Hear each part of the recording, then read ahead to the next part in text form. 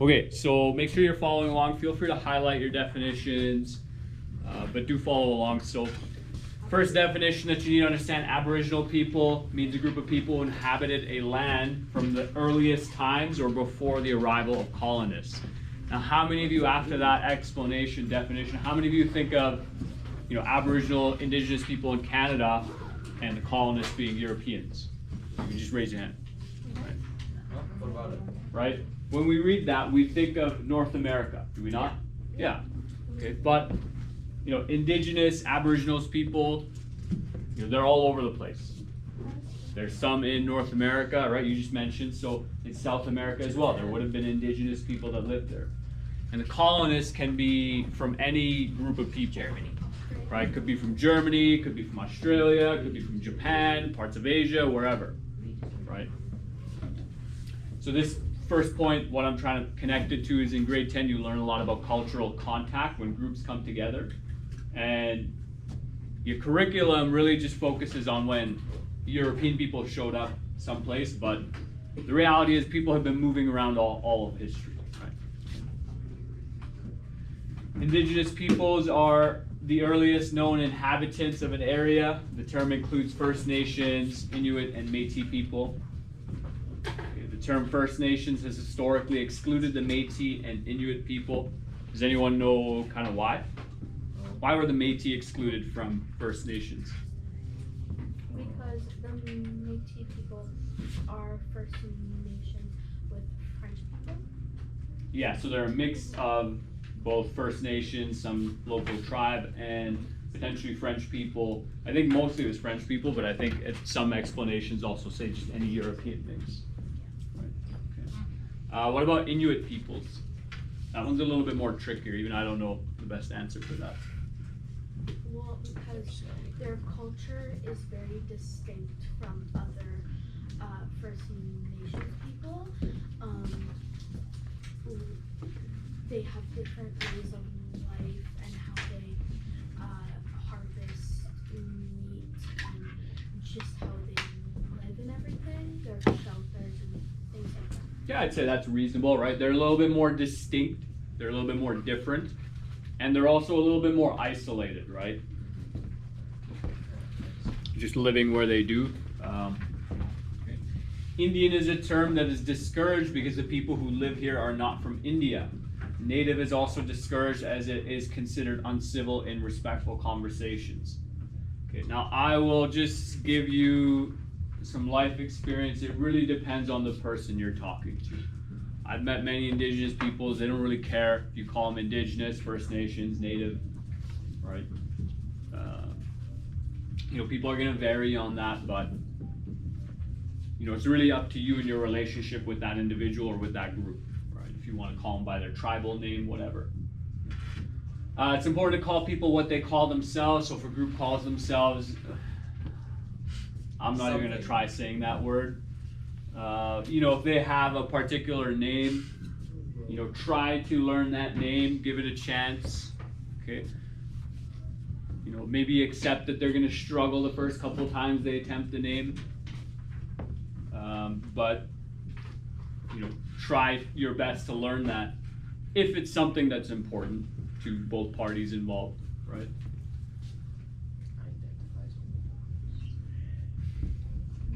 The history of Indigenous people in Canada's federal system. So,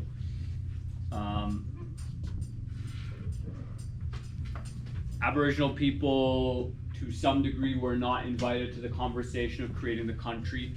I would personally recommend you go in and do your own research on that. Sometimes the narrative can be very different from what history says. Many Indigenous people did play a role in fighting on either side with the British and the French. They had treaties with the British and the French against not only to help fight one another, but then to get some support in fighting their own enemy groups as well. Okay. The British North America Act, so BNA Act, which was Canada's original constitution and which created Canada's system of government, did not recognize the rights of Aboriginal people. I'm going to be honest, my own research has kind of said a bit the opposite. But I could be mistaking documents. Anyways, many of these documents early on in Canadian history just made Indigenous people the responsibility of the Canadian government, right? It's like, hey, it's your job now to take care of them. Does anyone want to take a guess at why they might have had that sentiment towards Indigenous peoples? Because they were different. Ethnocentrism, right? Does everyone understand that word? Yeah. No. Right. So, preferring your own ethnic group over others. This talked about it a lot. So, they're different. Ethnocentrism. Why else? Why else? Why would you just show up somewhere and think, "Wow, I need to take care of this person"? Maybe because Okay, you both spoke. 1, 2. Kind of the same thing. Well, I didn't hear what either of you said. Okay, because the way they live is different, and they might think that they're savages. The way they live is vastly different.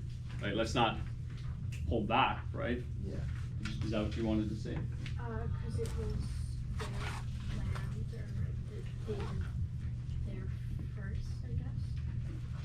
Yes, well, let's focus on that first point of it was bare land, right? So many Europeans would have come to North America in particular. South America is a bit different, right? South America, they have massive stone structures, right?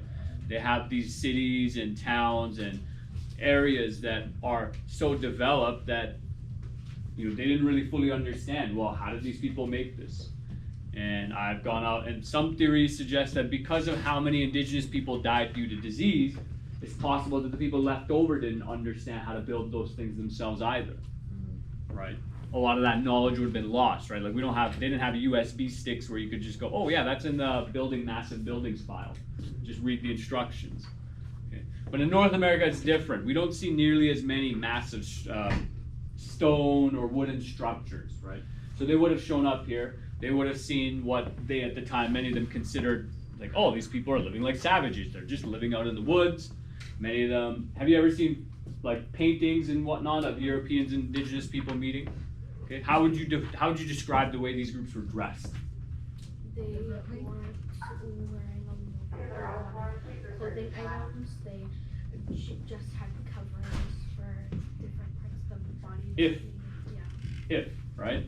So their clothing style would have been very different, which would have reflected a lot of their, let's say, religious beliefs for the Europeans who were, you know, probably covered head to toe, and for Indigenous peoples who were more integrated in their environment, who, you know, if it's hot out, well, you're gonna wear less clothing, right? And maybe didn't have that same restriction on covering certain parts of the body. And so, you know, there are many reasons why, you know, the European people would have shown up and thought, well, we need to do something about these people here. Like, look at how they're living. They're not civilized, right? So for that reason, many indigenous people weren't acknowledged as independent or sovereign, being able to make their own decisions, right? It was almost as if the Europeans had come in and thought, well, you know, this is like an infant. Their society, their civilization is in its infantile years, and we need to help them get to where we are, right? They're not living in houses. They don't know anything about agriculture, farming, about herding animals, potentially, right? Not all the groups. You know, they don't have a written language. They don't wear clothes, all this kind of stuff. And so for the time that they existed in, you know, it would have made a lot of sense. Since Confederation, so since Canada has become a country, many Indigenous Aboriginal peoples have fought for their right to be sovereign, to make their own decisions, right, to be free from the thumb of the government. Okay, and that process has taken place all over Canada at various times. So for example, how many of you have looked at the map of Canada with the treaties? Right, the various signed treaties. Right? One thing you notice if you look at that is, are there any treaties in BC? Right? No, BC, what is now known as British Columbia, there was no signed treaties there.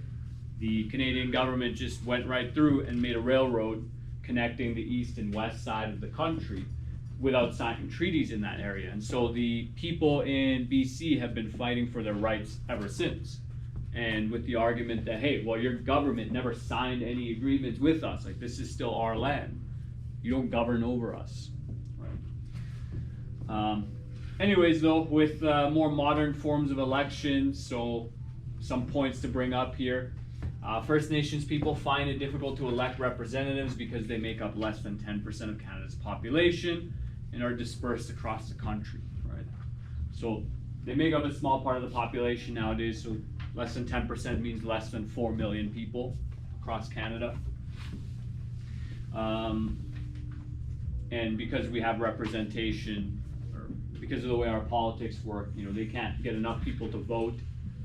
Potentially don't have a lot of people who want to run as well, which is always an issue with many groups, I would say. Some Indigenous people choose not to vote because they do not believe Canada's government reflects their values and traditions. They consider voting a form of validating Canada's political system over their own systems of government. So some people aren't going to vote due to political protest, right? Many people in America do the same, in Canada as well. I've certainly done my fair share of that here and there. But not voting can be a form of protest as well, saying that I don't agree with any of this. Or you go to the voting place, you ruin your ballot, you spoil your ballot as protest as well, which, you know, people will vary on the need or importance of that or the value. Okay, some Indigenous people are going to associate voting with assimilation because until 1960, First Nations people had to give up their legal status in order to vote. So this is kind of a continued legacy of the Indian Act as well, where, you know, if you wanted more or less your sovereignty and wanted to be free from the government, you had to maintain your Indian status, which meant you lived on a reserve and applied to different sets of rules. But if you wanted to become a member